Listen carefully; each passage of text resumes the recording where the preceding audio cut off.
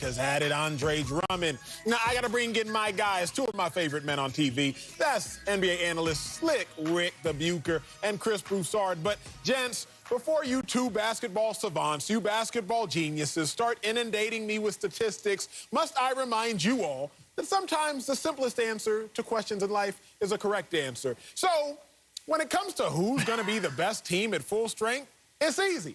It's the LA Lakers. Because when I look at LeBron James, he's been to 9 out of the last 10 NBA Finals. When I look at LeBron James, the only things that stops LeBron James from going to the NBA Finals is health. So if we are assuming that both teams are at full strength, then the short answer is the easy answer, which is the simple answer. When you talk about the Brooklyn Nets, boy, do they got some names and boy, do they got some game.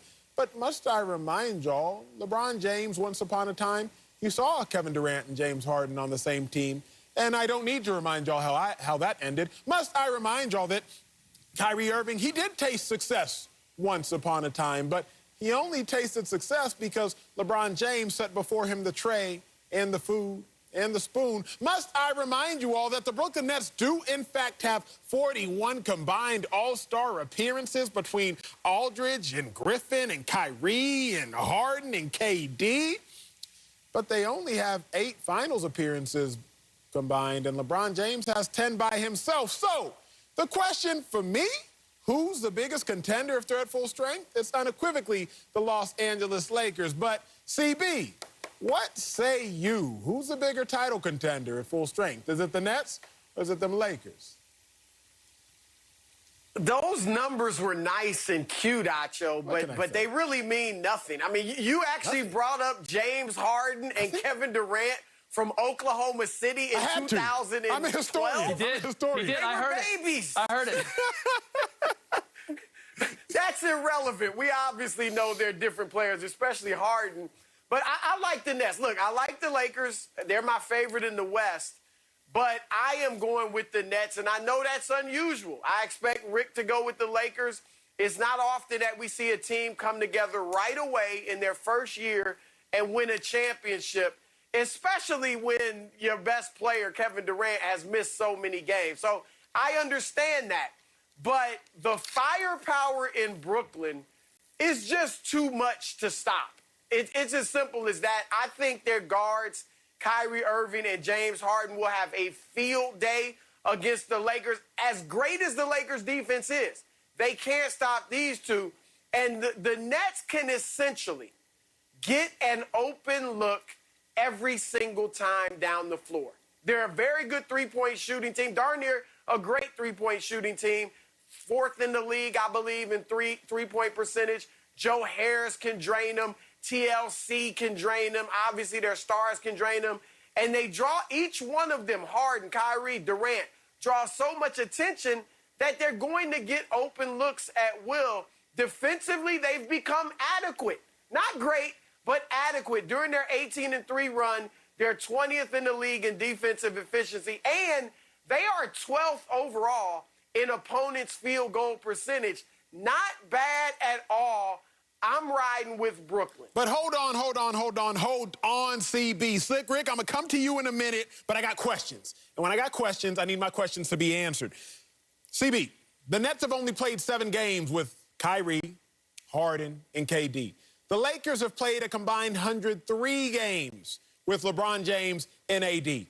How are you factoring that into the equation when you give me the answer that the Nets at full strength will be better, seeing as you really ain't seen the Nets at full strength?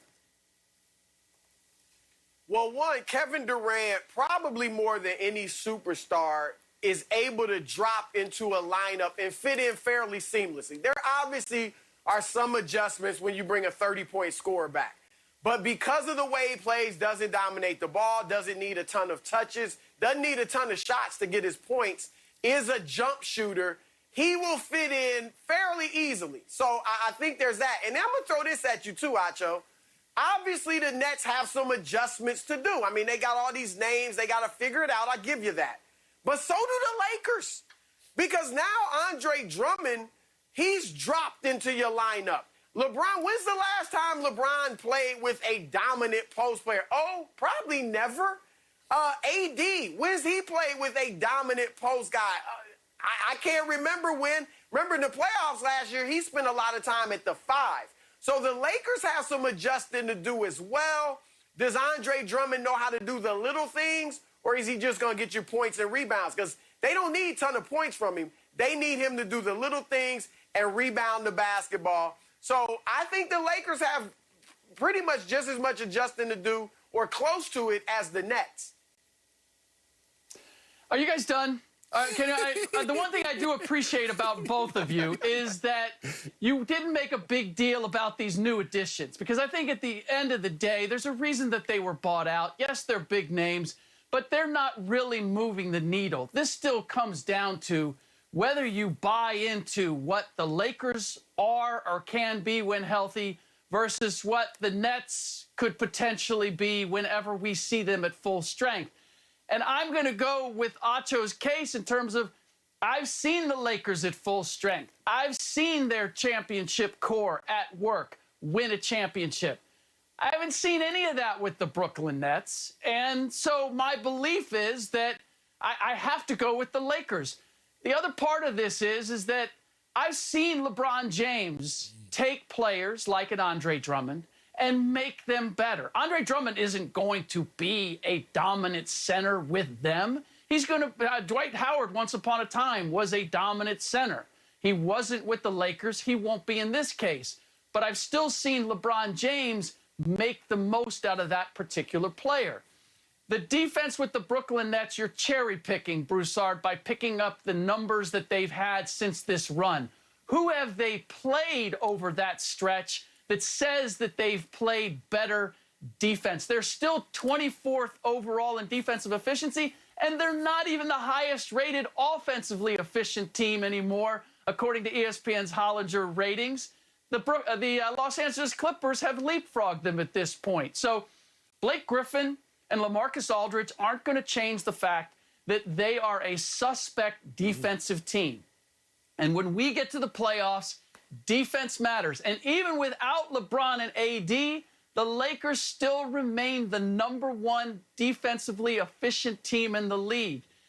Drummond's only going to make them better, and certainly they will be better when LeBron and AD